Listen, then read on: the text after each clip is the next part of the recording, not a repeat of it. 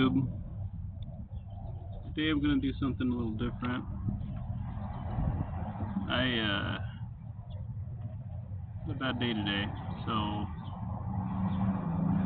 thinking it's easier just to get it off my chest and just say how I'm feeling about it. Well, I guess it's better to start off with the sad stuff first, which is all sad, but whatever. Kind of a fuck up. I grew up without a dad, so yeah, very angry, got into a lot of fights. I used to think I was the good guy of my story, but I don't know if I'm the good guy or the bad guy, the hero or the villain. I cannot tell. I once got in a fight to defend my friend because he was in a fight, and that was reason enough for me. I once got into a fight because someone wanted to eat my cheeseburger. Probably laughing, it's probably a little funny, but it wasn't funny at the time. I got jumped before, twice. One time this lady had beaten me up when I was a kid, and I grabbed a pen, a sharpened pencil, and I thought that if I stabbed her in the neck with it, she would die. So I stabbed her in the neck. But she didn't die. She wasn't even bleeding. Honestly, it was like she was the Terminator or something, because the pencil broke in half. And I was so young, I thought the pencil was like a knife. So when it broke in half, I was like, oh shit, this bitch is insane. I thought she was about to break me in half after it broke in half. But you know, this is supposed to be a sad story, but my humor comes out in very awkward times, so it might not be as sad as I think it is. Anyways, I always thought that I would never have kids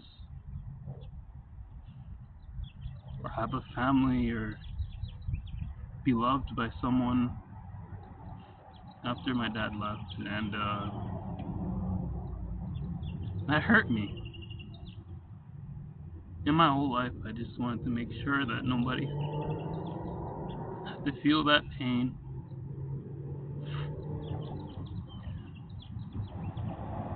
So I vowed that if I ever had a kid, I'd take care of him, and that I wouldn't abandon him like my dad did me.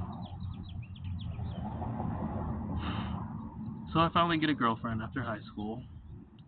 You know, after thinking that I'll never have one, and that whole thing that all kids pretty much go through, and they're just like, they get rejected, and they're like, oh my god, no one's ever gonna love me, and they get all emo. Yeah, I went through that phase.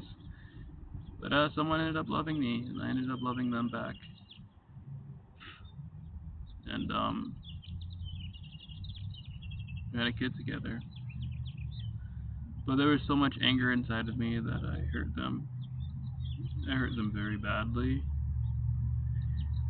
And I thought I was a good person. I was the kind of person that, you know, if I hear someone abusing a girl, I step in and I'd beat them up, or I'd stop them physically. I was that kind of guy.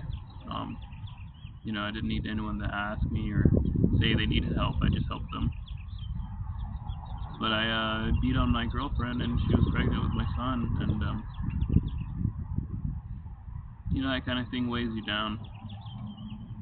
Even if it was 4 years in the past, 12 years in the past, it hurts. And you know, that was just my first fuck up. I was born. Things are going okay, I guess. Can't really hold down a job for very long, but still trying. And I don't know what to say. I mean, Phasia would say things to me that were so hurtful that I'd drink myself almost to death. Come home, no shoes, blurry-eyed. You know, it's not her fault. I put her through a lot of pain, so I get it. It's just hard for they to forgive me.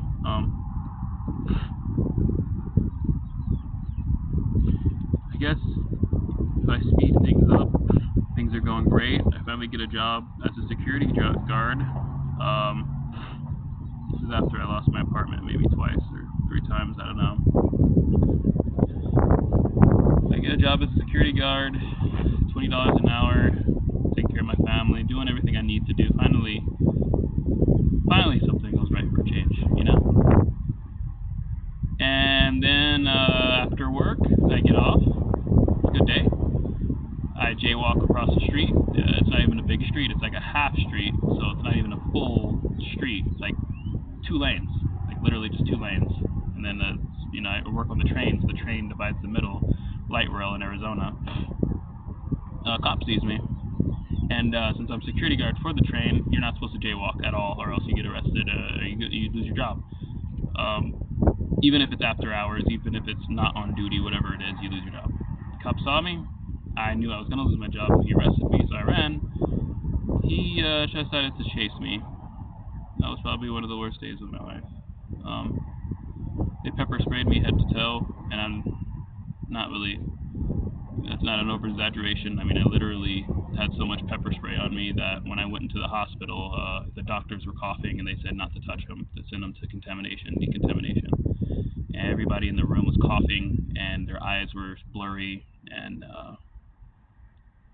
their eyes were blurry, and they were coughing. So imagine what I was doing, and people who had to touch me had to wash their hands. So imagine what I was feeling. Because I jaywalked, and then I jumped over a fence, so they decided to just let the dogs loose. I guess that the dogs were little balls of pepper spray, right? Yeah, it spicy stuff. I mean, honestly, it wasn't so bad once you kind of get numb to the situation. My eyes were so blurry that I couldn't see, so I was blind out of both eyes. It was pretty much all downhill from there. You think I would be an abusive asshole, right? You think I'd hit my girlfriend more? That's probably what you're thinking. Oh, he just becomes drunk and does some stupid thing. This is him admitting that he hurt. No, actually, it went the other way. I got my security guard job because I wanted to improve myself, and I didn't want to be an abusive asshole anymore. I wanted to be a better man, and it helped. People getting in your face, fighting, trying to fight you, trying to punch you in the face, trying to, hey, punk you because you're a security guard, and you're just asking for their ticket, and they're, you ain't shit, and then, get off the train. That pretty much took my anger management away. I didn't have anger management anymore. It was gone. It was gone. I was a better person, and I stopped hitting her, thankfully. Still hit walls for a little bit, but I stopped that too eventually. But I stopped hitting her and realized, I shouldn't be hitting anything. Setting a bad example for my son, all that, blah, blah, blah. But yeah, was in a holding cell for a day, got out. They immediately called and said, you're fired. Well, they didn't immediately call and say you're fired. They said, we're going to put you on hold. We're going to have a meeting. We're going to discuss what you're going to do with you. So, a month passes by. Then finally, after a full month, they say, okay, now you're fired. Okay, you couldn't have just started with that because now I'm a month without a job, and then we had to use some Arizona funds. I don't know what they're called, but to help us not lose our apartment. They paid for the apartment and for the bills and stuff, which is cool. Got a second chance. Finally, I got a temp job. Things were kind of looking up. After the temp job, I don't know. There was a fire in California, as you know. I had my temp job. Fire happened in California. I lost my temp job because it fucked up the production. I was working like transportation or something, like trucks or something, so they couldn't sell to California, so they had to let people go. I was one of them, so it was temp, obviously. Then after that, I lost the apartment again. And I told Phasia that it's best if she doesn't consider me a boyfriend anymore because I can't provide for them. So, I'm still trying to provide for them, but we're split up currently, and I filed for unemployment. But the temp service that I was with, they said that I did something called a voluntary quit. I didn't actually do that. They lied, obviously, because fire in California. How can I voluntarily fire myself? It doesn't make any sense. But anyway, they lied about that in order to not pay me unemployment insurance because they would have to pay me. So it halted the unemployment, and my family's hungry because we don't have food stamps anymore. So I can't feed my son. And the one thing I wanted to do my whole life was, from the beginning of the story, was feed my son and make sure he's taken care of and make sure he's not abandoned like my father did me. But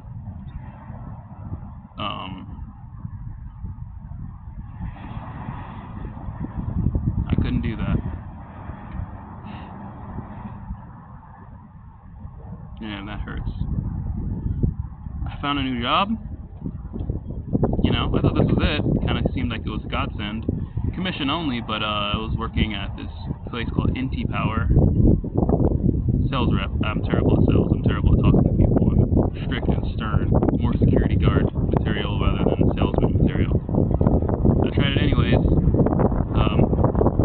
I quit today. Because I only got one sale out of an entire week. So I quit. Because clearly I'm not good at it. I need money, so I quit. And I don't have any unemployment currently. So that.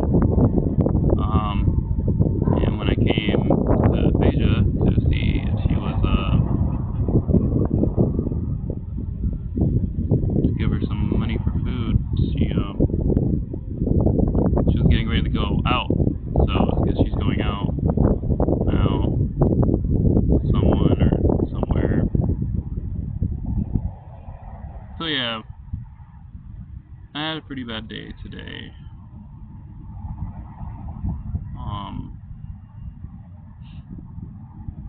I guess I just felt like saying, it's okay if you want to cry. There's a lot of situations that are out of your control, and it's okay to be able to say that, a lot of the things in your life that has happened to you is your fault. And it may not feel fair to some people to say that it's my fault that this happened, but I'm the one who jaywalked. I'm the one who couldn't provide for my son. I'm the one who quit my job. I'm the one who had a temp job and didn't get a better one. So, a bunch of unfortunate events led to this. And the reason I quit my job, not only is because I'm bad at it. I don't usually just quit and give up. The reason I really quit wasn't because I was bad. It was because it just felt like, for me, it felt like God himself didn't want me to be there. Or maybe Satan was just trying to ruin my job. I don't know. But what I mean is, while I was working there, I shit you not, my headphones literally weren't working. Like, the guy walked over, he was like, oh yeah, these are broken. It's like, what? $100 headphones, just broken. Wouldn't turn on, wouldn't turn off, and the Bluetooth wouldn't turn on or off. So the headphones were just stuck, like frozen in time. That was the first thing that happened, my first day, or one of those days. And the second day, another thing happened. Sound wasn't working. This is a different pair of headphones. Sound was not working. Different pair of headphones, sound not working. Sound completely not working on them. I couldn't speak to anybody, but I could hear them. So, and then different day, Bluetooth not working. Bluetooth not working with my headphones again, and I moved desk to a different desk, a different computer, and different pair of headphones again, and Bluetooth not working. Then I hook in the aux cord. Guess what? Ding, ding, ding, ding. Yeah, you guessed it. Aux cord not working.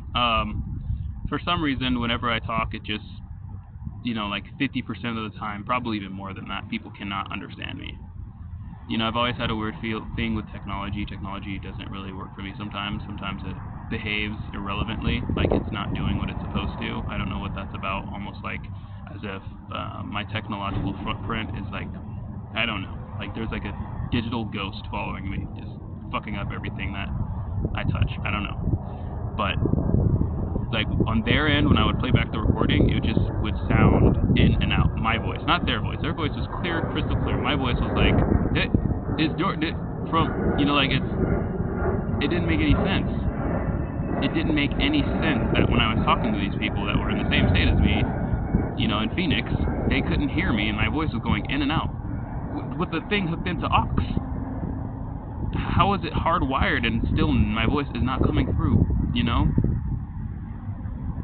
Technology is just not my friend sometimes, and it's like it misbehaves to tell me something. I don't know what it was trying to say, but I decided to quit. And today has been a really weird day for me. And I don't know what to do next. I've never felt so alone and lost in my entire life. My sister moved away, my brother moved away, my mom has passed away. And I can't see my son because I have no money to do anything with him. I'm not asking for help, I'm not asking for pity. I just felt like saying something, doing something, anything. That's why I'm not showing my face. I don't want pity. I don't want your money. I don't want you to validate my pain. If there's one thing I really want from you from watching this video, it's to not give up. You may be in pain, you may be suffering, but it doesn't mean you have to. It doesn't mean you have to lose. Even though I'm sad,